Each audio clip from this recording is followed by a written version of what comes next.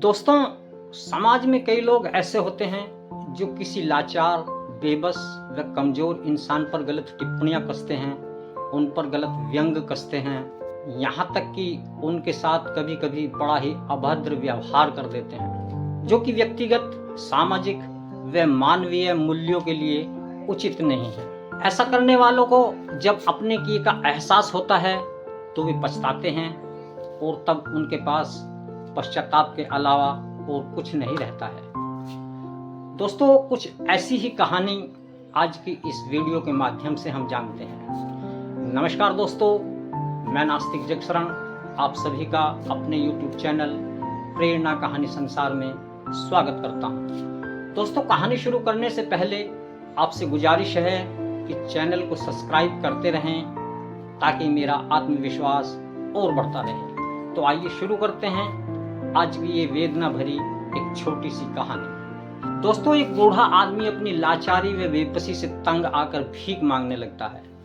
वह हर दिन सभी के दरवाजे पर जाकर भीख मांगता है। कोई उसे भीख दे देता है और कोई भीख उसे नहीं भी देता है, लेकिन वह सबके लिए भगवान से दुआ ही मांगता है। दोस्तों, एक सेठ उसे घर के बाहर आता देखकर हर बार की तरह ही अपने घर का दरवाजा बंद कर लेता है और उस पर कुछ व्यंग कसते हुए घर के अंदर चला जाता है। कई बार उस भिखारी को वह सेठ गालियां भी देता है, यहाँ तक कह देता है कि तू यहाँ जिंदा ही क्यों है, पूरी जिंदगी ऐसे ही भीख मांगकर गुजार दी है, धरती पर क्यों बोझ बना है। और कभी कभी गुस्से में वह उसे धक्का भी दे देता है। दोस्तों, इतना सब कुछ होने के बावजूद भी भिखारी सिर्फ ये ही कहता है कि भगवान तुम्हारा भला करे और तुम्हारे पापों को माफ करे। दोस्तों, एक बार उस सेठ को धंधे में बहुत बड़ा नुकसान होने की खबर मिलती है। सेठ बहुत परेशान हो जाता है कि तभी उसके दरवाजे पर वह भिखारी आ जाता है और वह भीख मांगने लगता है। सेठ पहले से ही परेशान होता है। वह गुस्से में अपना आपा खो देता है और एक पत्थर उठाकर उस भिखारी को मार देता है। पत्थर लगने से भिखारी का सर फट जाता है और उसके सर से खून बहने लगता है। चोट लगने से भिखारी को काफी पीड़ा होती है। वह दर्द से कराहते हुए कहता है, भगवान तुम्हारा भला करे और तुम्हारे पापों को माफ करे। इतना कहकर भिखारी वहां से चला जाता है, लेकिन सेठ भिखारी की इस बात को सुन लेता है। दोस्तों, सेठ सोच में पड़ जाता है। वह सोचने लगता है कि इस बूढ़े भिखारी को मैंने पत्थर मारा है और यह मेरे लिए भगवान से दुआ मांग रहा है। तो सेठ का गुस्सा कुछ शांत होता है। सेठ उसका पीछा करने लगता है। भिखारी जहां जहां भी जाता है, सेठ उसके पीछे जाने लगता है। दोस्तों, सेठ देखता है कि कोई उसे बचा कुचा खाना देता है तो कोई उसे धक्के मारता है, कोई अपमानित करता है तो कोई उसे गालियां देता है। लोग भिखारी के साथ चाहे जैसा बर्ताव करते हैं, लेकिन भिखारी सबके लिए एक ही दुआ करता है, भगवान तुम्हारा भला करे और तुम्हारे पापों को माफ करे। दोस्तों, भीख मांगते मांगते शाम हो जाती है। अब रात होने को आई है। भिखारी को अपने घर भी जाना है, अतः वह घर की ओर चल देता है और अपने घर पहुंच जाता है। सेठ अब भी उसका पीछा करते करते उसके घर तक पहुंच जाता है। दोस्तों, सेठ छुपकर देखता है कि एक टूटी सी झोंपड़ी के बाहर टूटी हुई खटिया पर एक बूढ़ी लेटी हुई है जो काफी कमजोर और बीमार लग रही है। वह भिखारी की पत्नी है। अपने पति को आता देखकर वह खाट से खड़ी हो जाती है। दोस्तों, वह बूढ़ी औरत अपने पति के भीख वाले कटोरे में झांककर देखती है जिसमें सिर्फ आधी बासी रोटी है। उसे देखकर वह कहती है, आज बस इतना ही मिला है। लेकिन जैसे ही वह अपने पति की तरफ देखती है तो वह सन्न रह जाती है। रोटी का कटोरा हाथ से छूट जाता है और वह घबरा कर पूछने लगती है, आपके सर से खून बह रहा है, ये चोट कैसे लगी है। दोस्तों, बूढ़ा भिखारी बताता है, हाँ, आज खाना तो बस इतना ही मिला है। जिसने जो दिया है वही ले आया हूँ। किसी ने गालियां दी हैं, किसी ने धक्के दिए हैं और एक भले आदमी ने पत्थर फेंक कर मारा है, इसीलिए मेरा सर फट गया है।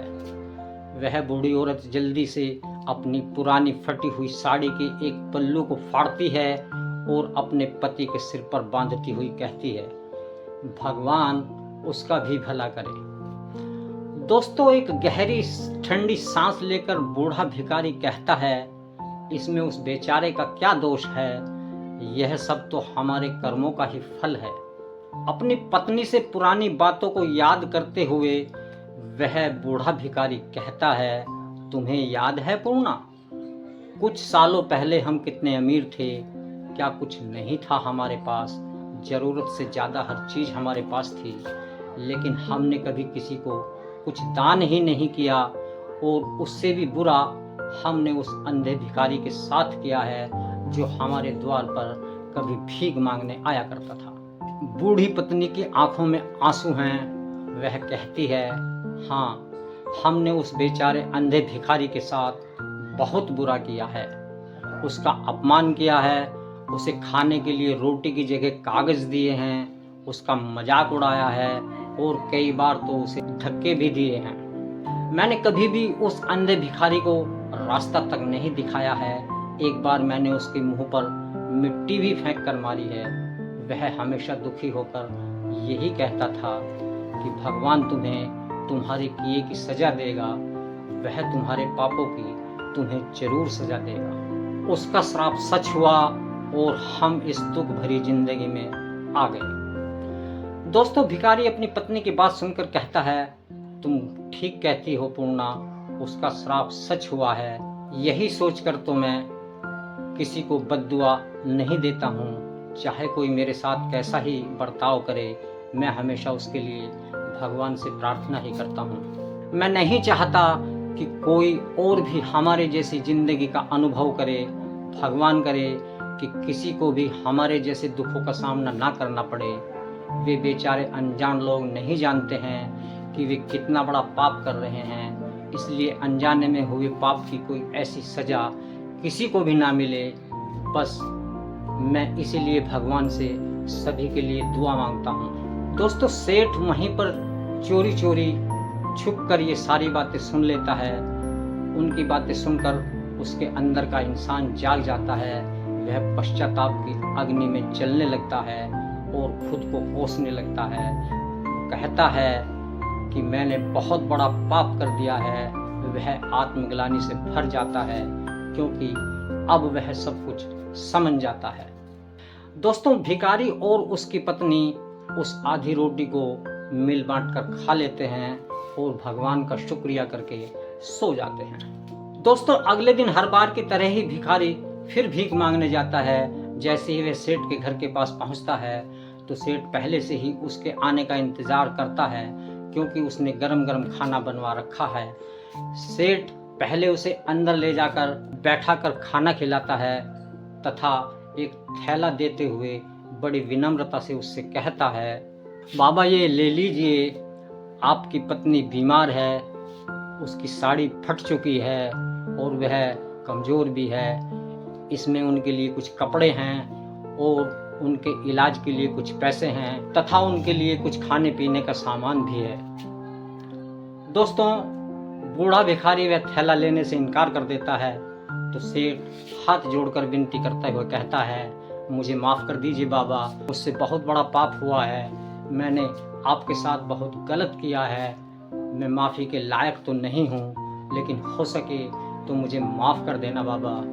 बूढ़ा भिखारी वह थैला लेते हुए कहता है, भगवान तुम्हारा भला करे और तुम्हारे पापों को माफ़ करे। इतना कहकर वह बूढ़ा भिखारी वहाँ से चला जाता है। दोस्तों, इस कहानी से हमें यह सीख मिलती है कि आदमी को किसी का उपहास नहीं करना चाहिए, किसी का मजाक नहीं उड़ाना चाहिए। अगर आप किसी की मदद भी नहीं कर सकते हैं तो आप किसी का मजाक भी मत उड़ाइए। अच्छे कर्मों से अच्छा ही परिणाम निकलता है। इसलिए जब भी किसी के साथ या जब भी किसी के लिए कुछ करो तो अच्छा ही करो। कैसी लगी दोस्तों ये कहानी, हमें कमेंट में ज़रूर बताएं। और अगर ये कहानी आपको पसंद आई हो तो कृपया इसे लाइक करें, तथा हमारे चैनल को सब्सक्राइब करें। मिलते हैं अगली वीडियो में। अपना ख्याल रखिए और हमेशा मुस्कुराते रहिए। मैं नास्तिक जगशरण लेता हूँ आपसे विदा। नमस्कार।